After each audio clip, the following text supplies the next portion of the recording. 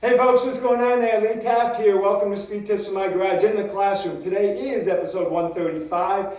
Let's talk about linking skills. Okay, linking skills are the skill that occurs between the two major skills. Okay, so if I sprint at you and I stop and I take off and I run to the right, what I did to link those two skills together is what we'll call a linking skill, or I would call them a sub-skill. But really, linking skills kind of lets us understand exactly what that skill is doing. It's trying to make us link this one pattern to another pattern. Okay, so now, oftentimes when we look at an athlete moving and we assess them, when we say, well, they're not moving really well, we forget to take advantage of what that skill is doing or not doing in our assessment process. All right, so for example, if I come at you and I stop and then I take off and go, well, the skill that I used was a jump stop or a split step. I hit here and then I took off and I went this way. Now I could run at you,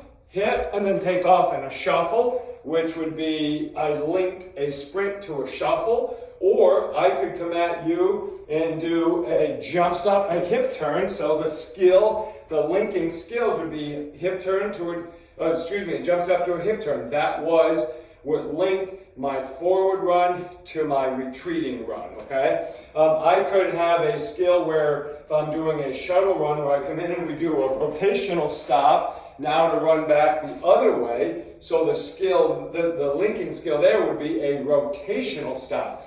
So consider any pattern that you're going to do, or two patterns that you're going to do, a run to a shuffle, a run to maybe a lateral run step, a run to a hip turn, and back, maybe even a back pedal back, right? Because in some sports we might see that. We might come up here and then all of a sudden we back up and then we turn, right? So what we want to be able to do is address the linking skill to see if it is creating efficiency from one movement to the next movement.